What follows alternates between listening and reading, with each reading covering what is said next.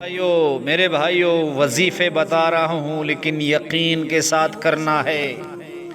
بے یقینی شفا کا سبب نہیں، بے یقینی مسائل سے نجات کا سبب نہیں۔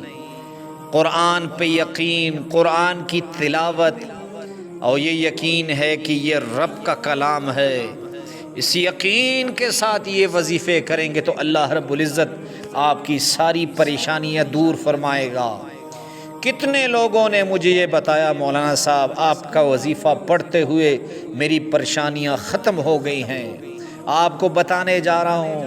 لیکن وظیفہ بتانے سے پہلے ایک بات لازمی سیکھ لیں، ذہن نشی کر لیں، دل کے خانے میں لکھ لیں کہ جو شخص صبح کی نماز کے بعد سو جائے یا صبح کی نماز پڑھے بغیر سویا رہے تو یہ وقت ہے رزق کی تقسیم کا۔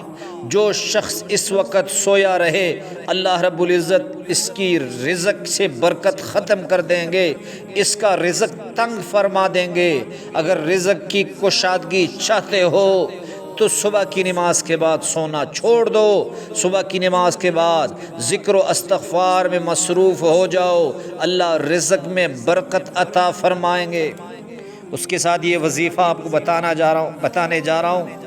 جو شخص رات کو سوئے، رات کو سوتے وقت اول و آخر 3 مرتبہ، پہلے 3 مرتبہ درود ابراہیمی اللہم صلی اللہم بارک، پھر آخر میں پھر 3 مرتبہ درود ابراہیمی، اور بیچ میں آپ نے 3 مرتبہ سورۃ فاتحہ، 3 مرتبہ سورۃ بقرہ کی آخری 2 آیات آمن الرسول سے لے کر آخر تک پڑھنی ہے۔